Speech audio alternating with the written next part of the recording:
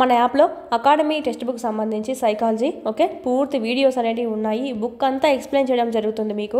Plus వీటికి సంబంధించిన PDFs ఉంటాయి, టెస్ట్లు ఉంటాయి, ప్రీవియస్ పేపర్స్ యొక్క ఎక్స్ప్లెనేషన్ వీడియోస్ కూడా ఉంటాయి. 4 ఆప్షన్స్ ఏవైతే ఉన్నాయో ఓకే 4 ఆప్షన్స్ని ఎక్స్ప్లెయిన్ చేసి మీకు చెప్పి ఉంటాం అనమాట. ఒక బిట్ నేర్చుకునే బదులు ఇక 4-5 బిట్లు అనేవి మీకు వచ్చేస్తాయి. కేవలం 99 రూపీస్కి మీకు ఇక్కడ అందివ్వడం జరుగుతుంది. తెలుగు అకాడమీ పుస్తకం అండి. చాలా మీకు ఎక్కడ దొరకట్లేదు బుక్ స్టాల్స్లో కూడా. సో ఇక్కడ మీరు చూసినట్టయితే మీకు ఇక్కడ పూర్తి వీడియోస్ అన్నీ ఉంటాయి. అదేవిధంగా టెస్ట్లు ఉంటాయి, ప్రీవియస్ బిట్స్ ఎక్స్ప్లెనేషన్స్ ఉంటాయి. ఇక్కడ మీకు చూసినట్టయితే క్లాస్ ఆల్రెడీ ఫ్రీ కంటెంట్ ఉందండి. ఎవరైనా ఇంకా వినని వాళ్ళు ఉంటే కనుక విని అనేది పర్చేజ్ చేసుకోవచ్చు. ఫ్రీ కంటెంట్ కూడా ఉంది, ఒకసారి వినండి. సైకాలజీ సంబంధించినటువంటి ఫస్ట్ చాప్టర్ శిశు వికాసము, సెకండ్ వైయక్తిక భేదాలు, అభ్యసనము, మూర్తిమంతము, ఈ విధంగా మీకు చాప్టర్ వైజ్ దాంట్లో మళ్ళీ టాపిక్ వైజ్ ఈ బుక్లో ఏవైతే ఉందో మీకు ఎక్స్ప్లెనేషన్ చేయడం అనేది జరుగుతుంది. అదేవిధంగా వాటికి సంబంధించి ఎవ్రీ చాప్టర్ సంబంధించి బిట్స్ ఎక్స్ప్లెనేషన్ కూడా మీకు అక్కడ ఉండడం అనేది జరుగుతుంది. సో చూసుకోండి. ఓన్లీ 99 రూపీస్కి మీకు అందివ్వడం అనేది జరుగుతుంది. లింక్ అనేది కింద డిస్క్రిప్షన్లో ఇచ్చున్నాం, డౌన్లోడ్ చేసుకోండి. ఆల్మోస్ట్ మన వీడియోస్లో నుంచి ప్లస్ అకాడమీ టెక్స్ట్ బుక్లో నుంచి ఎక్కువగా రిపీట్ అయిన ప్రీవియస్ బిట్స్ అనేవి. సో ఈ అవకాశాన్ని వినియోగించుకోండి. ఏమైనా డౌట్స్ ఉంటే కనుక కాల్ చేయండి స్క్రీన్ మీద కనిపిస్తున్నటువంటి నెంబర్కి కోర్సెస్ గురించి. నెక్స్ట్ వన్ మనకి వివేచనము అంటే రీజనింగ్ అండి. ఓకే రీజనింగ్ ఇక్కడ మనకైతే ఆర్ అనేది పర్లేదు, కానీ ఇక్కడైతే రీజనింగ్ అండి. వివేచన, ఆలోచన అంటే థింకింగ్, వివేచన అంటే రీజనింగ్ అనమాట. ఉద్దేశపూర్వకమైన పంచుకోబడిన ఆలోచనే వివేచన అని చెప్పింది ఎవరు డెఫినేషన్ అంటే గేట్స్ అండి. ఓకే గేట్స్ అనే ఆయన ఏం చెప్పారు డెఫినేషన్? ఉద్దేశపూర్వకమైన పంచుకోబడిన ఆలోచనే వివేచన అని చెప్పాడు గేట్స్ అండి. ఇంపార్టెంట్, చూసుకోవాలి. ఈ వివేచననే మనం ఏమంటామంటే విచక్షణ అని కూడా అంటామండి. రీజనింగ్నే మనం ఏమంటాం? విచక్షణ అంటాము, వివేకము అంటాము, తర్కము అని కూడా అంటాం. వివేచనమే అని కాకుండా విచక్షణ అంటాం, వివేకం అంటాం, తర్కం అంటాం, అంతా ఒకటే. పైన చెప్పుకున్నాం కదా తార్కిక ఆలోచన మరియు మీకు ఇక్కడైతే లేదు కదా, సో దీంట్లో చెప్పేస్తాను. తార్కిక ఆలోచన లేదా హేతుబద్ధ ఆలోచన అని చెప్పాం కదా. తార్కిక లేదా హేతుబద్ధ ఆలోచన ఇది ఎలా ఉంటుంది? ఏదైనా ఒక సమస్యను బాగా లోతుగా ఆలోచించడము, ఒక స్టెప్ బై స్టెప్ అనమాట, అంచెలంచెలుగా ఆలోచించడము, దాన్ని బాగా విశ్లేషించి సమస్య పరిష్కారం చేయడం అనేది జరుగుతుంది. సేమ్ అండి, ఈ ఆలోచన బేస్ చేసుకునే మనకు సేమ్ అని చెప్పుకోవచ్చు.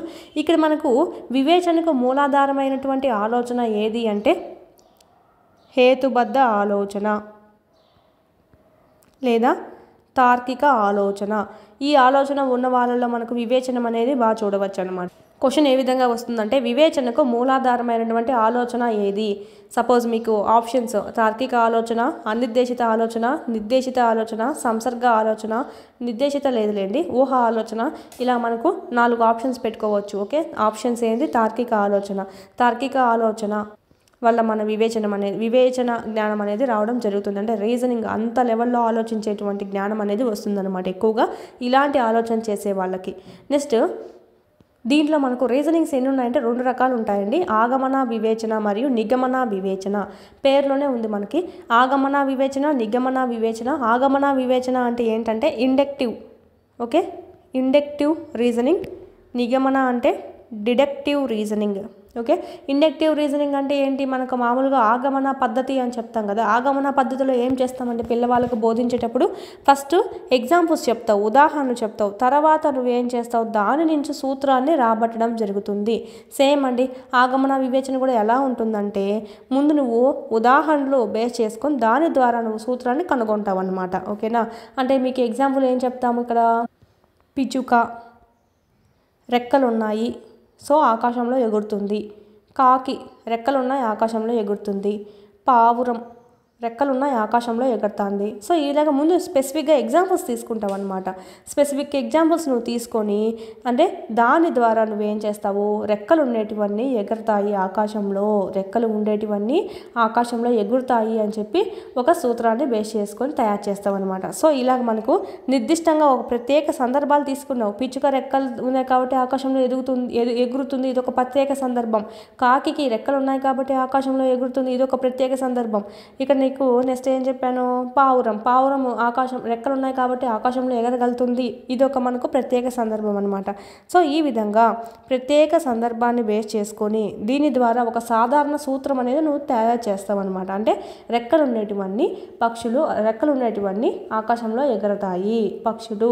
ఓకే, ఇది మనకు అంటే ప్రత్యేక సందర్భం నుంచి సాధారణీకరణం అనేది నువ్వు చేయగలుగుతావు అనమాట. ఎగ్జాంపుల్స్ నుంచి సూత్రాన్ని నువ్వు రాబట్టగలుగుతావు అనమాట. సాధారణంగా ఇవన్నీ మనం గమనించేటివి. ఈ సాధారణంగా ఉండే వాటి నుంచి నువ్వు ఒక సిద్ధాంతాన్ని తేగలుగుతావు అనమాట, ఒక సూత్రాన్ని లేదా నియమాన్ని తేగలుగుతావు అనమాట.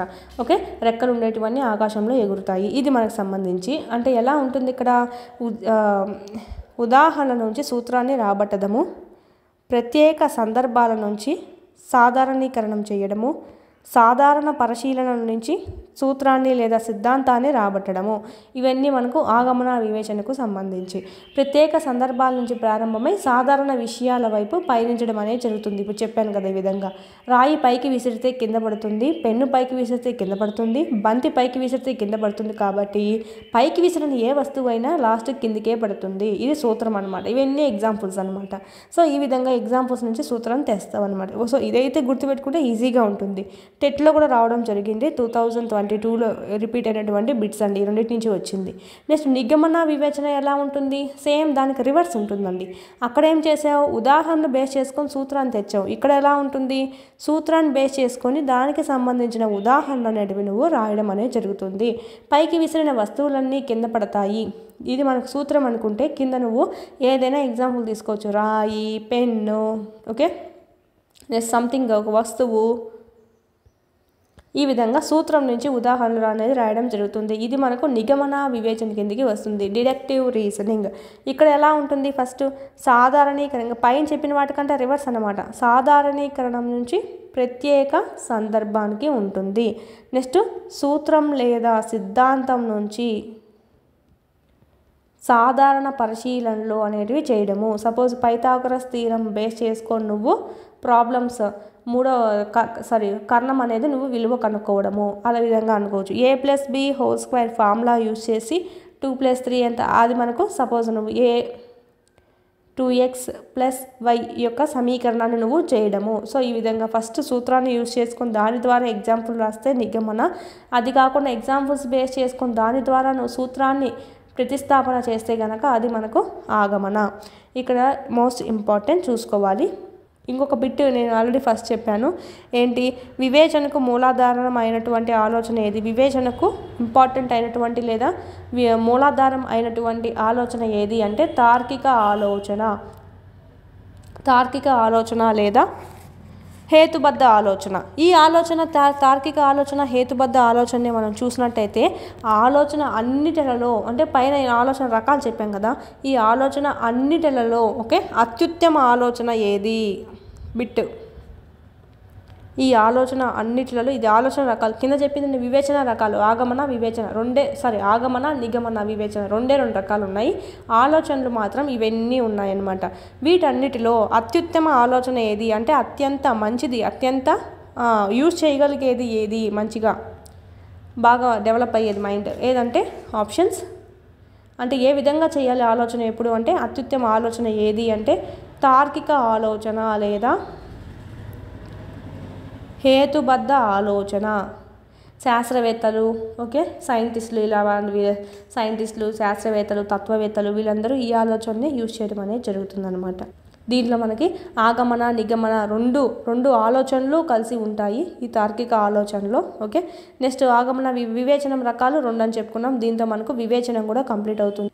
చాలా చిన్న టాపిక్ అయినా కూడా మోస్ట్ ఇంపార్టెంట్. లాస్ట్ టైం అడిగారు టెట్లో ఆగమన నిగమన వివేచన గురించి. ఓకే, మన యాప్లో అకాడమీ టెక్స్ట్ బుక్ సంబంధించి సైకాలజీ ఓకే పూర్తి వీడియోస్ అనేవి ఉన్నాయి. ఈ బుక్ అంతా ఎక్స్ప్లెయిన్ చేయడం జరుగుతుంది మీకు. ప్లస్ వీటికి సంబంధించిన పీడిఎఫ్స్ ఉంటాయి, టెస్ట్లు ఉంటాయి, ప్రీవియస్ పేపర్స్ యొక్క ఎక్స్ప్లెనేషన్ వీడియోస్ కూడా ఉంటాయి. 4 ఆప్షన్స్ ఏవైతే ఉన్నాయో ఓకే 4 ఆప్షన్స్ని ఎక్స్ప్లెయిన్ చేసి మీకు చెప్పి ఉంటామన్నమాట. ఒక బిట్ నేర్చుకునే బదులు ఇక 4-5 బిట్లు అనేవి మీకు వచ్చేస్తాయి.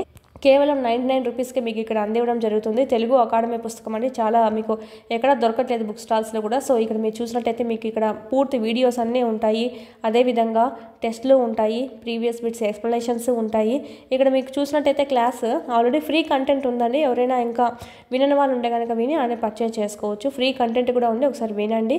సైకాలజీ సంబంధించినటువంటి ఫస్ట్ చాప్టర్ శిశు వికాసము, సెకండ్ వైయక్తిక భేదాలు, అభ్యసనము, మూర్తిమతము, ఈ విధంగా మీకు చాప్టర్ వైజ్ దాంట్లో మళ్ళీ టాపిక్ వైజ్ ఈ బుక్లో ఏవైతే ఉందో మీకు ఎక్స్ప్లెనేషన్ చేయడం అనేది జరుగుతుంది. అదేవిధంగా వాటికి సంబంధించి ఎవ్రీ చాప్టర్ సంబంధించి బిట్స్ ఎక్స్ప్లెనేషన్ కూడా మీకు అక్కడ ఉండడం అనేది జరుగుతుంది. సో చూసుకోండి. ఓన్లీ 99 రూపీస్కి మీకు అందివ్వడం అనేది జరుగుతుంది. లింక్ అనేది కింద డిస్క్రిప్షన్లో ఇచ్చున్నాం, డౌన్లోడ్ చేసుకోండి. ఆల్మోస్ట్ మన వీడియోస్లో నుంచి ప్లస్ అకాడమీ టెక్స్ట్ బుక్లో నుంచి ఎక్కువగా రిపీట్ అయిన ప్రీవియస్ బిట్స్ అనేవి. సో ఈ అవకాశాన్ని వినియోగించుకోండి. ఏమైనా డౌట్స్ ఉంటే కనుక కాల్ చేయండి స్క్రీన్ మీద కనిపిస్తున్నటువంటి నెంబర్కి కోర్సెస్ గురించి.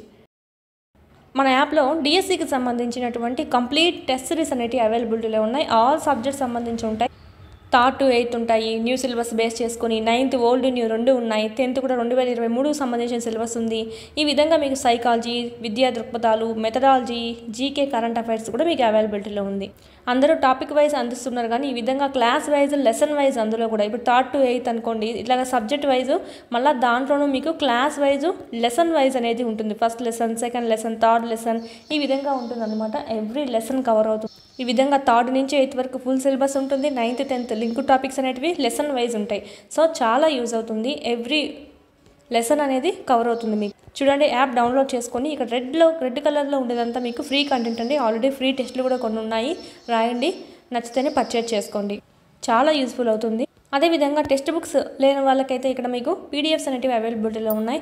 మళ్ళీ టెక్స్ట్ బుక్ మొత్తం చదవాల్సిన అవసరం లేకుండా ఏవైతే ఎగ్జామ్ పాయింట్ ఆఫ్ వ్యూలో అడుగుతారో అవన్నీ మీకు ఇక్కడ క్విక్ రివిజన్కి చేయడం అనేది జరిగింది. ఇవి మీరు జిరాక్స్ కూడా చేయించుకోవచ్చు. 3rd నుంచి 10th వరకు ఉంటాయండి. జిరాక్స్ కూడా చేయించుకొని ఇవి మీరు జిరాక్స్ చేయించుకోవడం, చదవడము, వీటికి వచ్చి టెస్ట్ సిరీస్ అనేది ప్రాక్టీస్ చేసుకోవడం చేశారంటే కనుక మీకు ఇన్ టైంలో సిలబస్ అంతా కంప్లీట్ అవుతుంది. ఓకే, సైకాలజీ సంబంధించి ఓన్లీ 1 రూపీతో మీకు 100+ టెస్ట్లు అనేవి ఉన్నాయి. 1000+ బిట్స్ అనేవి కవర్ అవుతాయి. చూడండి, ఇది కూడా మీకు యూజ్ అవుతుంది. ఓన్లీ సైకాలజీ ఉంటుంది. లూసెంట్ జీకేకి సంబంధించి ఎప్పుడు మనకి ఇంగ్లీష్ ప్లస్ హిందీ లాంగ్వేజ్లోనే చూసాము. ఇక్కడ మొదటిసారిగా తెలుగులో కూడా మీకు ట్రాన్స్లేట్ చేసి అందివ్వడం జరిగింది. పీడిఎఫ్ అనేది 1500 బిట్స్ అనేవి మీకు ఇక్కడ ఉండడం అనేది జరుగుతుంది. మీరు చదువుకోవచ్చు. ఎవ్రీ కాంపిటేటివ్ ఎగ్జామ్కి మీకు ఇక్కడ యూజ్ అవుతుంది. మెయిన్ అయితే కానీ డిఎస్సి అభ్యర్థి ఎవరైతే ఉన్నారో ప్రతి ఒక్కరి దగ్గర ఉండాల్సిన టెస్ట్ సిరీస్ అండి. ఎందుకంటే ఇక్కడ మీకు టాపిక్ వైజ్ కాకుండా లెసన్ వైజ్ ఇచ్చారు కాబట్టి ఎవ్రీ లెసన్ అనేది కవర్ అవుతుంది. దీని గురించి ఏమైనా డౌట్స్ ఉంటే కనుక స్క్రీన్ మీద కనిపిస్తున్నటువంటి నెంబర్కి కాల్ చేయండి. మొత్తం న్యూ సిలబస్ అంతా అప్డేట్ చేయడం అనేది జరిగిందండి.